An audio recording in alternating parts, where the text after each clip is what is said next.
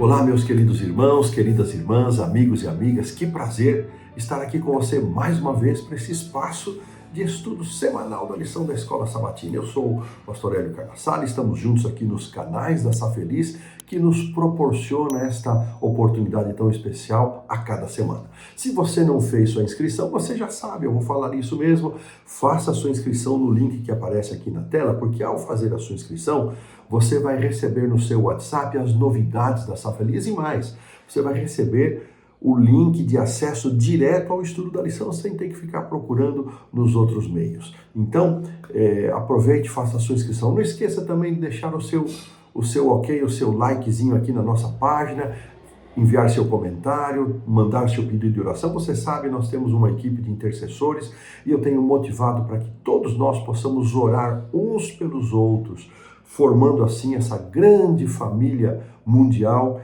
que intercede uns pelos outros, que ora, que apresenta os seus pedidos e intercede pelos seus irmãos. Então não vamos deixar de fazer isso. E além de tudo, o mais importante, que eu acho o mais importante, são aqueles irmãos que compartilham o conteúdo da lição para pessoas que de outra maneira não teriam acesso, não receberiam. Então compartilhe a muitas pessoas, mesmo amigos que não são adventistas, que recebem esse conteúdo, e certamente isso vai servir de grande bênção para eles e para o próprio membro, para o próprio irmão e irmã que envia.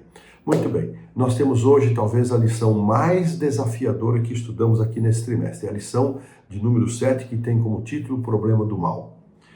E vamos, como temos feito, e mais do que nas outras vezes, nós necessitamos da sabedoria de Deus para tratar de um assunto tão delicado que é a origem do mal, um tema que não pode ser explicado nem justificado, mas ele pode ser parcialmente compreendido. E é isso que nós vamos buscar. Então, curve sua fronte, feche os seus olhos, vamos orar. Senhor, nosso Deus e Pai, nós te agradecemos muito, Senhor, pelas tuas bênçãos e por tudo aquilo que o Senhor tem deixado em tua palavra como fonte de revelação para que te conheçamos a Jesus, o Espírito Santo e a salvação. Ajuda-nos, Senhor, a nos contentar com aquilo que está revelado e a ter compreensão da tua iniciativa em nos apresentar a tua palavra. Abençoa-nos, abençoa cada membro, a cada amigo, a cada pessoa que se conecta conosco aqui, em nome do Senhor Jesus. Amém. Muito bom. Vocês estão percebendo, eu estou num lugar diferente aqui da minha casa, porque no final da lição passada, nós tivemos uma concorrência de ruído aqui na casa do meu vizinho. E essa concorrência não terminou. Então, e aqui encontrei um lugar um pouco onde o som do vizinho vai chegar menos diretamente, mas isso é detalhe. O importante é nós estarmos concentrados na lição. Muito bem. O verso para memorizar nos diz o seguinte: Ele lhes enxugará dos olhos toda lágrima, e já não existirá mais morte, já não haverá luto, nem pranto, nem dor, porque as primeiras coisas passaram. Apocalipse 21:4. Nós vamos voltar a esse texto na quinta-feira, mas esse é um dos textos mais amados, uma das promessas mais preciosas que nós temos na palavra de Deus, que nos apontam a esperança num contexto de pecado, num contexto de consequências tristes. Aqui as piores consequências do pecado estão aqui: lágrimas, morte, luto, pranto e dor. Essas são as piores consequências do pecado. E a palavra de Deus nos afirma que elas não mais existirão. Então, é dessa forma que o autor vai terminar a lição lá na quinta-feira, trazendo esperança para nós. E eu gostei muito dessa ênfase que o autor apresentou, trazendo esperança para nós em meio ao problema do mal. A lição, de forma muito direta, ela diz o seguinte, que talvez o cristianismo tenha no problema do mal, da origem do mal e da existência do pecado, seu maior desafio. E esse desafio acontece porque a conciliação do fato de que Deus é perfeitamente bom, Deus é misericordioso, é justo, Deus é amor. Como conciliar isso com a existência da doença, da miséria, da fome, de todas as manifestações terríveis que o pecado trouxe para esse mundo, como conciliar? Em outras palavras, se Deus não é somente Deus, um Deus que é amor, um Deus que é bondoso, mas Ele é todo poderoso, como conciliar essa figura de um Deus todo-poderoso, um Deus plenamente amoroso, um Deus justo, com o mal, guerras, doenças, enfermidades, desgraças pessoais? Como conciliar isto? O autor traz aqui uma citação do Grande Conflito na introdução, na página 412, que diz o seguinte: muitas pessoas ficam confusas e cheias de dúvida quando param para pensar na origem do pecado e na razão de sua existência. Isso acontece, amigos, mesmo com membros de nossa igreja, com líderes, com pessoas que estão aí já há muito tempo na caminhada do cristianismo. Mas ela continua. Eles veem a obra do mal, com seus terríveis resultados de miséria e desolação, questionam como tudo isso pode existir sob o reinado de um ser que é infinito em sabedoria, poder e amor. É como o autor mencionou, como conciliar esse Deus todo-poderoso, sábio, amoroso, com a existência do mal. E ela arremata esse parágrafo dizendo o seguinte: esse é um mistério para o qual não encontram explicação. Não encontramos explicação. Não se pode explicar o pecado. O máximo que podemos fazer é nos apropriar daquilo que a palavra de Deus nos deixa. E aqui eu vou lembrar o texto de Deuteronômio 29, as coisas reveladas são para nós e os nossos filhos, mas as coisas não reveladas pertencem a Deus. Então, vamos ficar com aquilo que está revelado e vamos tentar, com base na revelação, a revelação da palavra de Deus, que é a nossa única regra e norma de fé e prática, e também com a revelação dada na manifestação moderna do dom profético, o chamado Espírito Profecia, os testemunhos deixados como uma bênção de Deus para nós e nossa igreja, que são os escritos de Ellen White.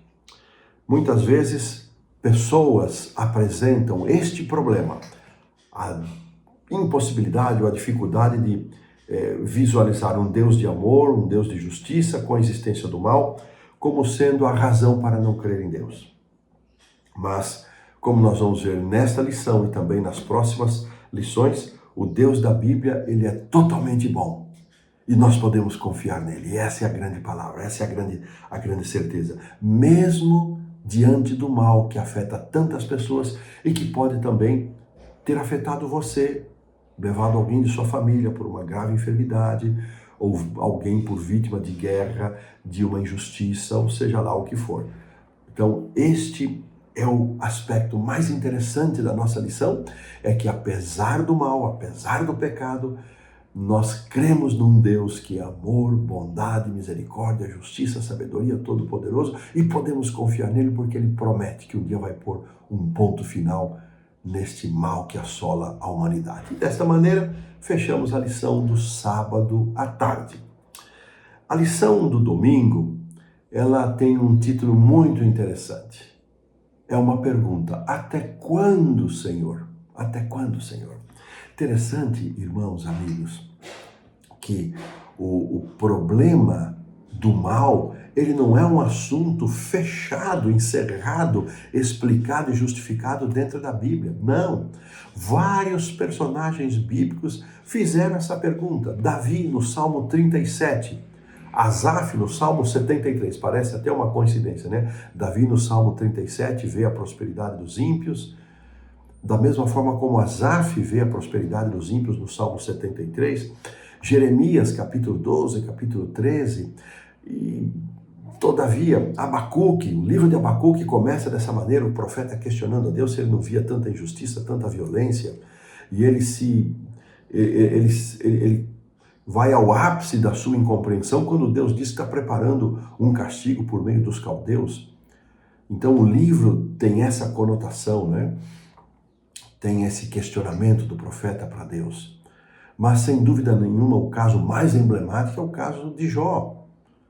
E o livro de Jó, que se supõe ter sido o primeiro a ser escrito por Moisés, ele nos ajuda muito em vários aspectos e ele vai ser citado ao longo aí das lições, não é? Os textos que aparecem aqui abaixo da pergunta 1 são interessantes. Eu separei aqui alguns deles. Então, começamos com o texto de Jó, que diz o seguinte: aguardava eu o bem, diz Jó, e eis que me veio o mal. Esperava a luz e veio a escuridão. Interessante, esse texto, ele reflete muitas vezes a nossa condição diante de certas situações. Nesse momento, tenho 2 amigos, irmãos, que a mãe se encontra no hospital. Quando ela foi internada, eles esperavam o bem, a cura, a saúde, mas ela foi agravando e hoje já não podem mais ter esta certeza, a não ser que houvesse uma intervenção milagrosa de Deus, e isso só Deus poderá nos demonstrar se esse é o seu plano. Justo é o Senhor, diz aqui o livro de Jeremias, justo é o Senhor, porque prospera, ele vai fazer uma pergunta, por que prospera o caminho dos perversos e vivem em paz os que procedem maldosamente? Por quê? Jeremias também não podia entender isso. No próprio Jeremias, ainda no capítulo 13, 22, esse foi o 12:1 de Jeremias, quando disseres contigo mesmo, por que me sobrevieram estas coisas? Então, muitas vezes nós usamos, mas por que está acontecendo isso comigo? Veja, isso já era uma preocupação de Jeremias, vivendo ali praticamente 600 anos antes de Cristo, né? E o Salmo 10, por que, Senhor, te conservas longe? Essa é outra reação daqueles que enfrentam o sofrimento, achar que Deus não está perto, que Deus está longe. E mais, ele termina, e por que te escondes na hora da tribulação? Todos esses questionamentos aqui dos Salmos, de Jó, de Jeremias, eles levantam questões com as quais nós nos deparamos, com as quais nós enfrentamos. Por que aparentemente, aqueles que não têm fé, os chamados ímpios, aqueles que não vivem uma relação de fé com Deus, aparentemente prosperam? E parece que até mesmo aqueles que praticam o mal se beneficiam do mal em detrimento dos que procuram ser justos e honestos e corretos. E aqui vem a pergunta, por que sofrem os justos? Por que coisas boas acontecem? Por que coisas ruins, acontecem para coisas boas? Até o título de um livro, Harold Kushner, muito interessante, um rabino que escreveu um livro sobre as suas lutas diante do falecimento, da morte do seu filho, do seu primogênito, ainda com uma doença na adolescência, não chegou à juventude. Por que coisas ruins acontecem para pessoas boas? Por que isso ocorre? Onde está Deus quando o mal ocorre? Parece que Ele está longe. Por quê? Essas perguntas que nós fazemos hoje, quando nos deparamos, quando enfrentamos, ou nossa comunidade, ou nossa própria casa, ou nós mesmos, as desgraças, consequências do pecado, nós fazemos essas perguntas. Então, independentemente do que dissermos, eu gostei muito dessa reflexão do autor sobre essas questões. Veja que aqui, irmãos, amigos, ele não está respondendo nenhuma pergunta que ele levantou. Percebam? Se você é um professor de classe, se você vai discutir essa lição em grupo, lembre-se disso, enfatize isso. Ele não está oferecendo resposta, ele só está trazendo perguntas, ele só está destacando e ativando, né, nos provocando, mas ainda não temos resposta. Ele vai propor as respostas, então fique tranquilo. O autor ele faz uma ênfase aqui que, embora não tenhamos plenitude de satisfação diante destas respostas que podem ser dadas, uma coisa é certa: não podemos jamais banalizar o mal. O mal existe, é coisa séria, o pecado existe, é coisa séria, traz consequências, então não devemos banalizar o mal. Ao tentar compreendermos, é mais um conselho precioso, um guia para nós, ao tentarmos compreender o problema do mal, não podemos minimizar, diminuir o tipo ou a quantidade do mal existente no mundo. O pecado existe. Satanás é chamado, na segunda carta aos Coríntios, capítulo 4, verso 4, de o Deus deste século. Ele conquistou, ao derrotar Adão e Eva, esta posição, e ele promove o mal, ele promove a desgraça, ele promove a morte. Então nós não podemos minimizar. O mal é realmente terrível e Deus odeia o mal muito mais do que nós. Um Deus puro de amor, Deus odeia o mal. Ele tem uma expressão forte para se referir a Deus, mas é isso mesmo. Assim, podemos nos juntar ao clamor destes servos de Deus que contribuíram para escrever a Bíblia. Até quando, Senhor? Até quando?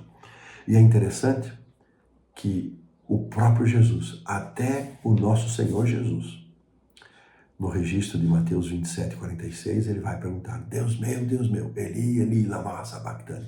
Deus meu, por que me desamparaste? O próprio Cristo sentiu este desamparo na cruz.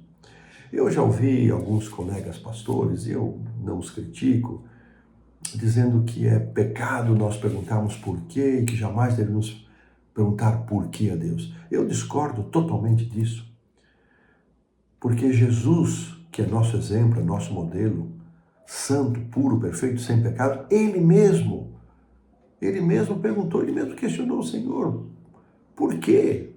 E lá no Getsemane, afasta de mim esse cálice, mas seja como tu queres. O próprio Jesus, na sua humanidade, tremeu diante da mais tenebrosa consequência do pecado, que é a morte, porque a morte trazia para Jesus a sombra da separação eterna com Deus, que nós jamais iríamos entender. E nesse momento ele disse: Senhor, Deus meu, por que me desamparaste? Mas até mesmo aqui nesse texto, neste Cristo pendurado na cruz, próximo de sua morte, é dessa cruz, é desse momento que nos vem a esperança. É com essa convicção, com essa certeza, é que a lição será estudada nesta semana. Não é uma lição sombria, derrotista, para nos deixar para baixo. O mal existe mesmo, não tem problema. Não é isso. O mal existe, ele é terrível, não podemos diminuí-lo. Mas Deus é maior e ele tem dias contados, A cruz nos traz a esperança. A cruz nos traz a esperança. Esta frase que Jesus pronunciou na cruz, ela foi extraída do Salmo 22, verso 1. E se você puder dar uma olhadinha lá, você vai ver que esse salmo, que retrata os sofrimentos do Messias, mas ele termina não de forma derrotista, não de forma tristonha, derrotada, mas ele termina em triunfo. E essa é a nossa esperança. E desta maneira, com esta convicção, nós colocamos um ponto final na lição do domingo. Avançando aqui para a segunda-feira, o título traz para nós uma afirmação. Então lá foi uma pergunta: até quando, Senhor? Aqui uma afirmação: há muitas coisas que não sabemos. E de maneira muito didática, o autor trouxe aqui a experiência de Jó. Ele vai nos apresentar, nós já mencionamos aqui na lição de domingo, o verso 26 do capítulo 30, onde Jó diz que aguardava o bem e veio o mal, aguardava a luz e veio a escuridão. E quando Deus se manifesta, irmãos, ele não vai responder os questionamentos de Jó, que eram muitos, ao longo do livro foram todos feitos. E o principal deles, a principal questão era a acusação que os amigos, os pretensos amigos de Jó lhe fizeram, a acusação de que tudo aquilo estava acontecendo porque Jó tinha pecado. Tinha pecados que em consequência dos seus pecados, ele estava sofrendo essa miséria.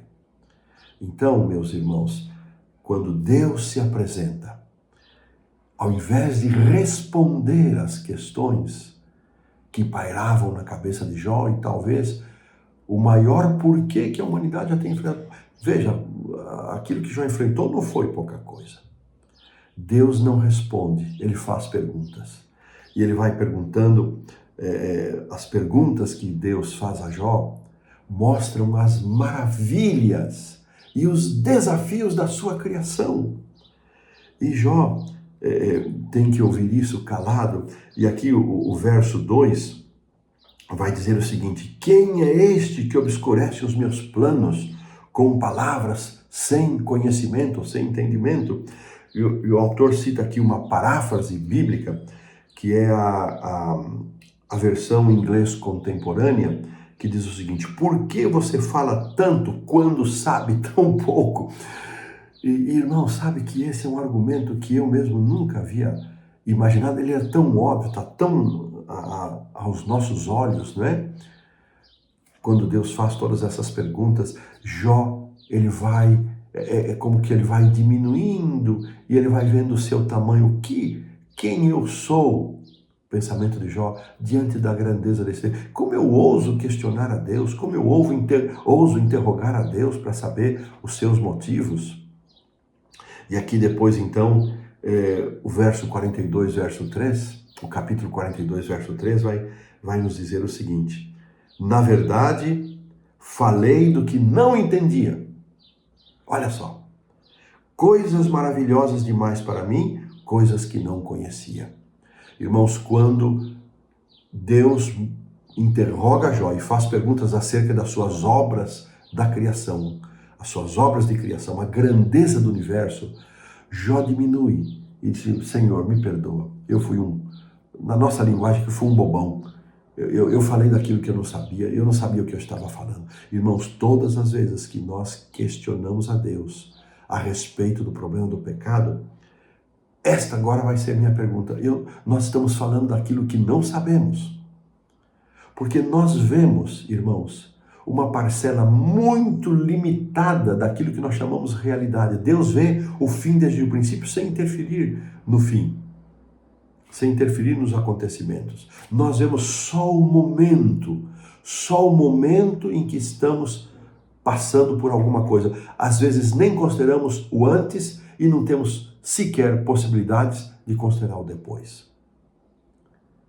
E esta expressão de Jó é muito interessante. Nós também, diz aqui o autor, devemos reconhecer com humildade que muitas coisas que acontecem no mundo e também na nossa vida, e especialmente nos bastidores, nesse mundo invisível que não está descortinado aos nossos olhos, nós simplesmente nada sabemos. Nada sabemos. Mas aqui o autor termina a lição de uma forma muito interessante. O fato de não termos todas as respostas, irmãos, e sabe que nesta vida, vou fazer um parênteses aqui, nossa vida é uma relação de perguntas sem respostas. Todos nós temos. À medida em que vamos caminhando pela vida, envelhecendo, nossa relação de perguntas sem respostas vai aumentando. Mas isso não é motivo para duvidarmos de Deus, nem abandonarmos a Deus. O fato de não termos todas as respostas não significa que não haja boas respostas e nem que as coisas deixarão de ser resolvidas, mesmo que esta solução sejam as soluções providenciadas por Deus para a eternidade. Nós precisamos confiar na bondade de Deus, revelada de muitas maneiras. E aqui, para mim, não existe exemplo maior do que Jesus no Getsemane. Ele está lá orando: Senhor, Pai, afasta de mim esse cálice.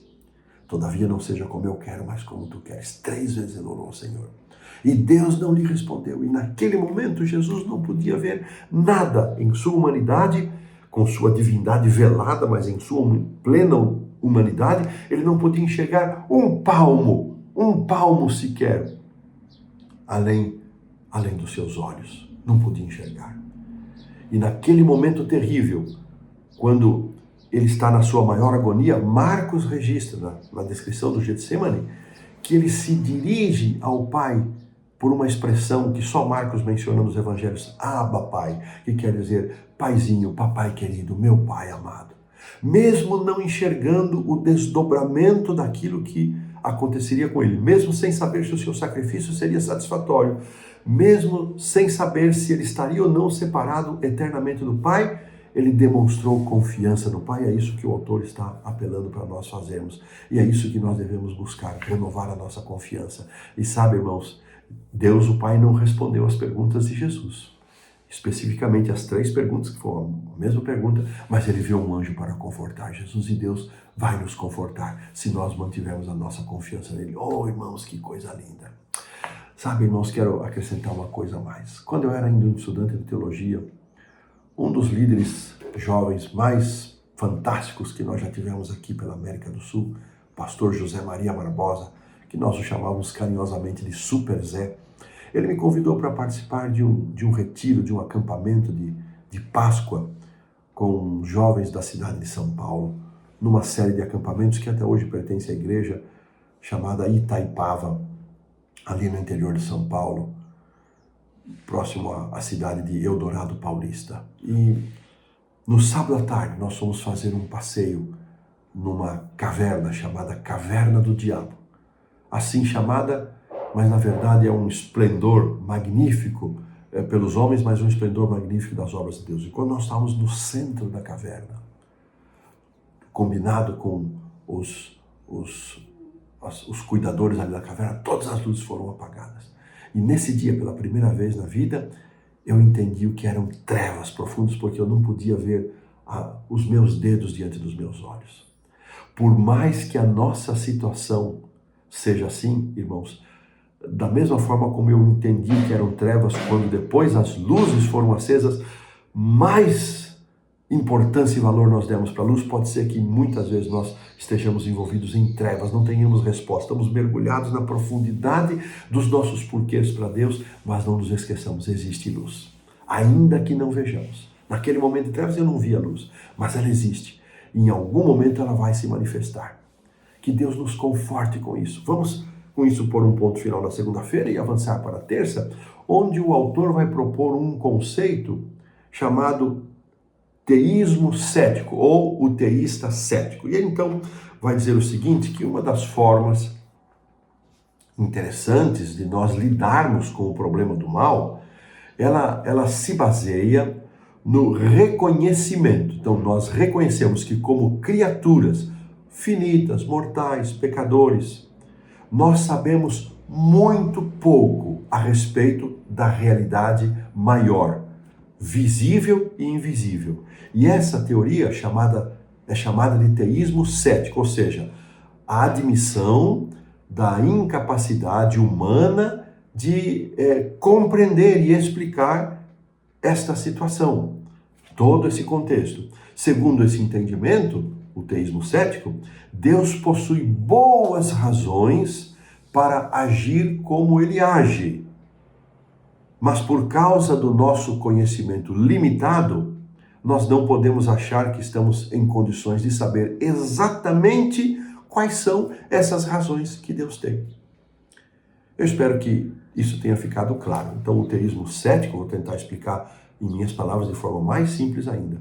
O teísmo cético admite a nossa incapacidade ou a nossa impossibilidade de entender os motivos de Deus, das ações de Deus, ou muitas vezes da forma como Deus não age. Quantas vezes já oramos pela cura de alguém e a cura não aconteceu? Por que Deus não curou? Se Ele é amor, bondade e misericórdia, nós não temos como explicar. O que serve então? O teísmo cético. Entendemos e admitimos que nós não temos capacidade de compreender as razões pelas quais Deus age ou deixa de agir em determinadas situações. Isso estabelece uma limitação. O teísta cético, diz aqui o autor, ele possui ceticismo, ou seja, ele não acredita, né? O ceticismo é não crer. Ele não acredita na relação, ele não acredita na capacidade humana de conhecer ou de compreender plenamente as razões de Deus para a existência do mal do mundo. Então, o teísta cético, ele crê em Deus e acredita que Deus tem boas e justas razões para agir ou não agir nas circunstâncias da humanidade e que nós, então, como teístas céticos, admitimos a nossa incapacidade de compreendermos essas razões de Deus, mas renovamos mesmo assim a nossa confiança nele, sabendo que Deus é amor e Deus é justo. Só porque não podemos ver, por exemplo, germes flutuando, um exemplo que ele usa, isso não significa que esses micro-organismos não existam. O fato de não conhecermos, não enxergarmos e não termos à nossa disposição todas as razões que movem o nosso Deus muito maior, infinitamente maior do que nós, não significa que ele não tenha boas razões para agir ou deixar de agir. E aqui a gente chega ao Salmo 73. Eu vou abrir a minha Bíblia. Eu fiz aqui uma leitura e até algumas anotações sobre esse, porque eu acho que é um estudo de caso que merece realmente nós gastarmos um tempinho aqui na nossa escalada da lição, e nós estamos ainda na terça-feira, mas com a bênção de Deus nós vamos ter clara essa compreensão. Então, olha que interessante, irmãos, o verso 1. Como começa o Salmo 73. Com efeito, Deus é bom para com Israel. Irmãos, aqui vai ser tratado o problema da prosperidade dos maus, o problema da prosperidade dos maus, o problema do pecado, e o autor começa o Salmo de Asaf dizendo: com efeito, Deus é bom para com Israel e para com aqueles que têm o coração puro. Que mensagem linda! O Salmo começa e termina com uma mensagem positiva, mas ele vai tratar dos dilemas da humanidade. Depois, então, olha o verso 2. Quanto a mim, porém, quase se me resvalaram os pés, pouco faltou para que se desviassem os meus passos. Ele confessa, ele balançou, ele tremeu na base, como nós dizemos, quando ele olhou a prosperidade dos ímpios em detrimento dos justos, daqueles que servem a Deus.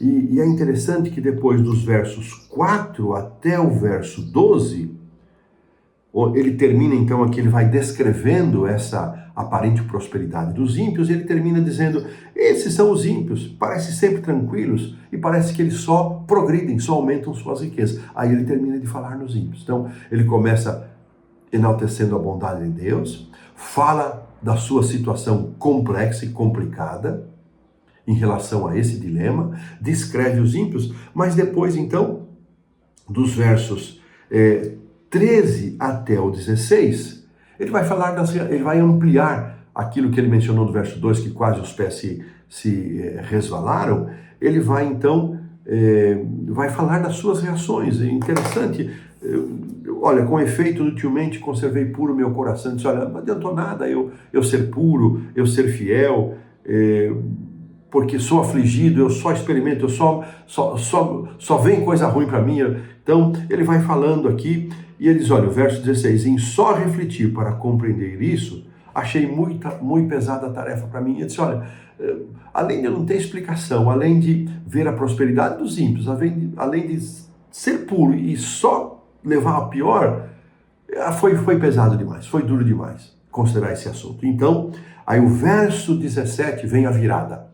E o verso 17 diz assim, até que entrei no santuário de Deus e atinei com o fim deles. Irmãos, o olhar no santuário para Asaf, onde as cenas de juízo estão bem presentes, aí ele muda a sua concepção. Quando ele entra no santuário e vê que Deus vai restabelecer os justos e vai dar a devida paga a todos os ímpios que rejeitarem o amor de Deus. E então, depois dos versos 18 a 20, ele fala dos resultados, né? Dos resultados daqueles que escolhem o mal. E por fim, dos versos 21 a 28, ele vai falar da sua reação diante desta nova perspectiva, quando ele entra no santuário e vê as consequências, vê o fim. E ele vai terminar a lição. Eu vou ler aqui os últimos 3 versos, diz assim, ainda que minha carne e meu coração desfaleçam, ou seja, ainda que eu não tenha todas as respostas, Deus é a fortaleza do meu coração. Oh, irmãos, que coisa mais linda. Ainda que eu não tenha todas as respostas, ainda que eu não compreenda tudo, ainda que eu não tenha a compreensão plena do agir ou do não agir de Deus, ainda que eu desfaleça, eu trema na base, Deus é a fortaleza do meu coração. Oh, queridos irmãos, que desafio para nós cristãos chegarmos a esse entendimento. Olha o verso 27. O que se afastam de ti, eles perecem, porque tu os destrói todos aqueles que são infiéis. Ele termina o verso 28. Quanto a mim, o que nós preferimos? Obter a prosperidade passageira dos ímpios, o aparente triunfo, bem-estar dos ímpios? Ou passar por esses momentos de dor, sofrimento, mas ter a certeza da eternidade com Deus. Quanto a mim, bom é estar junto a Deus no Senhor, ponho o meu refúgio para proclamar todos os seus feitos, mesmo sem entender todas as coisas. O salmista termina dizendo: o Senhor Deus é o meu refúgio.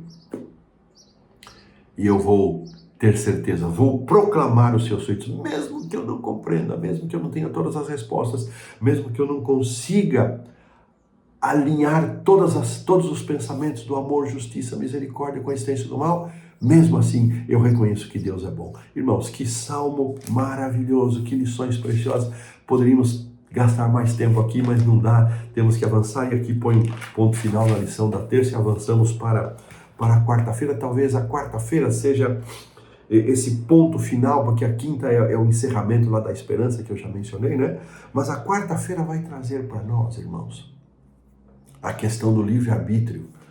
E muitas pessoas, o autor não fez isso aqui, não fez essa pergunta, mas a pergunta é assim: se Deus sabia que haveria a existência do mal, que o mal se levantaria, que o Satanás seria vitorioso apenas aqui na terra, por que então que Deus criou Lúcifer? Por que Deus criou Adão e Eva? Irmãos, esta pergunta parece inocente, mas ela é uma pergunta daqueles que culpam a Deus pela existência do pecado. Então, em última instância, se Lúcifer escolheu pecar e se tornar Satanás, se ele conseguiu convencer 1/3 dos anjos e depois conseguiram convencer Adão e Eva, então, em último instante, Deus é o culpado. Irmãos, esta é a grande estratégia de Satanás. É desfigurar, é manchar o caráter de Deus de tal maneira que, além de ser o autor do mal, além de promover o mal e todas as coisas terríveis surgirem em consequência de suas ações, em consequência do mal, ele ainda leva muitas pessoas a culparem a Deus e se virar as costas contra Deus. Essa é a sua estratégia.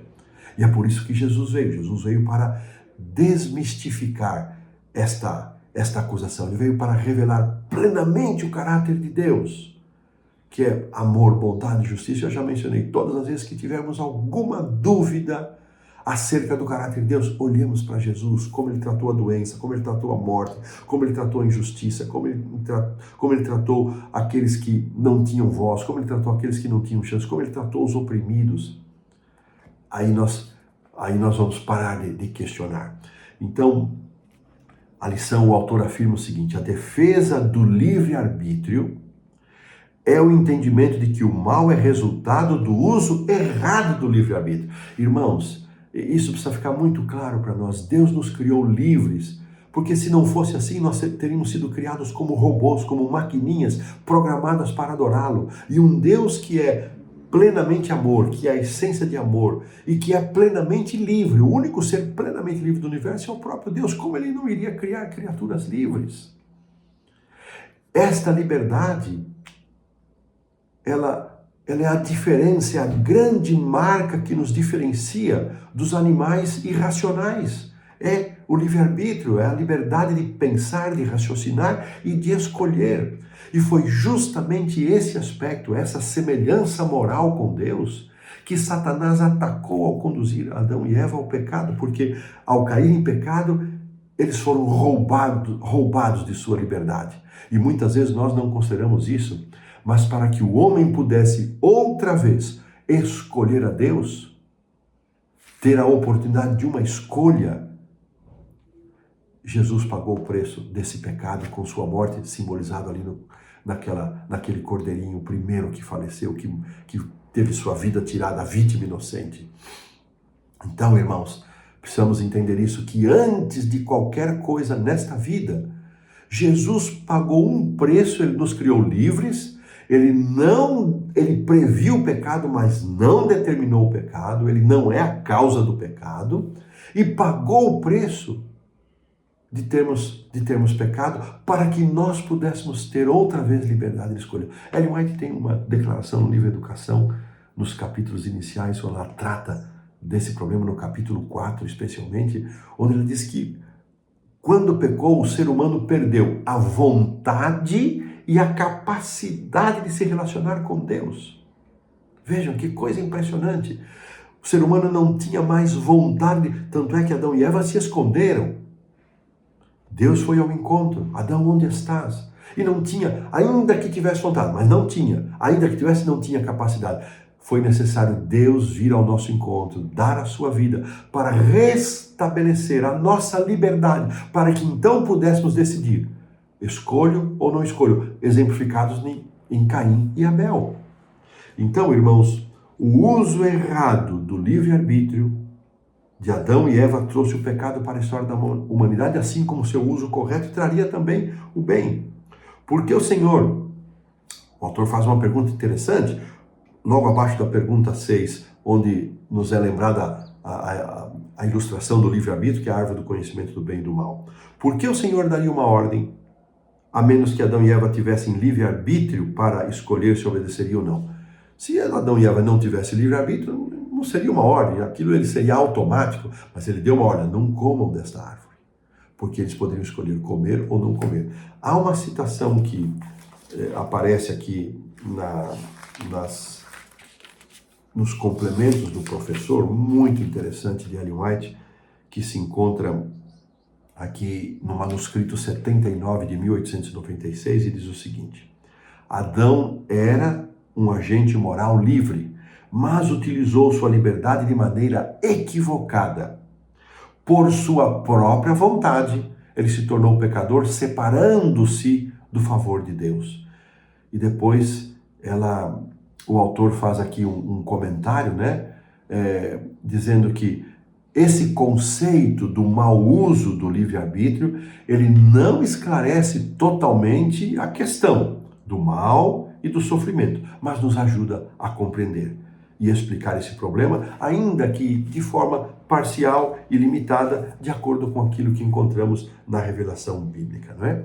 Então, irmãos, essa é a lição da quarta-feira, a questão do livre-arbítrio. Gostaria de poder explorá-la mais, mas infelizmente o nosso tempo voou, eu estou já além do tempo costumeiro, e termino então a lição da quinta-feira, dizendo que Deus concedeu às suas criaturas o livre-arbítrio, porque é necessário que o amor exista. Sem o livre-arbítrio não existiria amor. Mas o uso indevido desse livre-arbítrio, a lição da quinta-feira nos apresenta como sendo a causa do mal. No entanto, Deus permite que o mal exista por um tempo. Ainda que Deus deteste o pecado e não aprove o pecado, ele ainda vai existir por um tempo, porque a possibilidade porque excluir a sua possibilidade, ou seja, do mal mostrar as suas consequências, excluiria o amor e destruiria o momento certo em que Deus vai pôr um ponto final em todas as coisas. Que pensamento interessante, não é? Depois traz aqui mais um pensamento do Desejar Todas as Nações, onde nós encontramos só uma frase: o uso da força é contrário aos princípios do governo de Deus, mas ele deseja apenas o serviço de amor. Então era necessário que o amor, que exige tempo para se revelar, demonstrar, ele deixasse claro e estampadamente visível diante do universo quem era Lúcifer, porque ele se tornou Satanás. E aqui, então, na pergunta 7, indo para o final, mesmo quando não conseguimos enxergar através da escuridão, mesmo quando não temos respostas para as nossas muitas perguntas, Deus vê o fim desde o princípio, uma citação de Isaías 46:10. Ele também vê a recompensa prometida àqueles que creem em Jesus. Os sofrimentos, diz Romanos 8:18, os sofrimentos do tempo presente não podem ser comparados com a glória revelada em nós. Que coisa linda! E finalmente ele volta para o verso para memorizar a grande promessa de Deus de que um dia o pecado terá fim. Irmãos, eu até estimulo que vocês possam, se forem debater a lição, explorem um pouquinho mais do que eu estou fazendo, Romanos 8:18 e Apocalipse 21:3 e 4, porque aqui o meu tempo realmente estourou. E na sexta-feira, para nós chegarmos a um ponto final, são 2 citações de patriarcas e profetas. Eu vou ler só a primeira linha da primeira citação. Mesmo quando foi expulso do céu, a sabedoria infinita não destruiu Satanás. Visto que unicamente o serviço de amor pode ser aceito por Deus, a fidelidade de suas criaturas deve se basear em uma convicção de sua justiça e benevolência, não pela força. Os habitantes do céu e dos mundos, não estando preparados para compreender a natureza e consequência do pecado, não poderiam ter visto então a justiça de Deus se Satanás fosse destruído. E o segundo parágrafo merece a nossa atenção, mas eu já não posso mais gastar aqui o tempo, não é?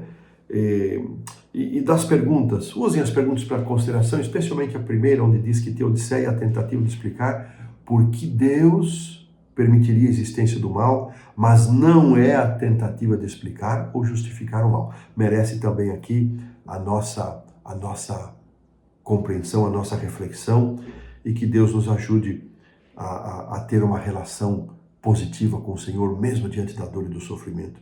Como entender que é Deus e não o mal, que no fim será vindicado? Ele diz isso, vamos estudar na lição número 9, não é?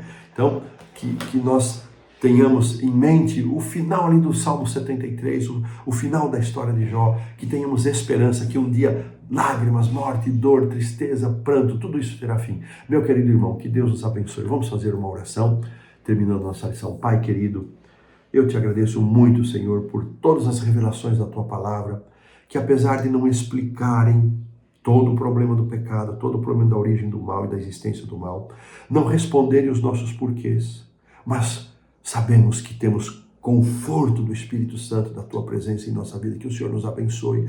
E se há alguém desta comunidade que esteja enfrentando lutas, dúvidas, ou qualquer uma das consequências trágicas do pecado, que haja conforto e paz no coração, eu te peço em nome de Jesus. Amém. Um forte abraço. Até a semana que vem. Que Deus nos abençoe.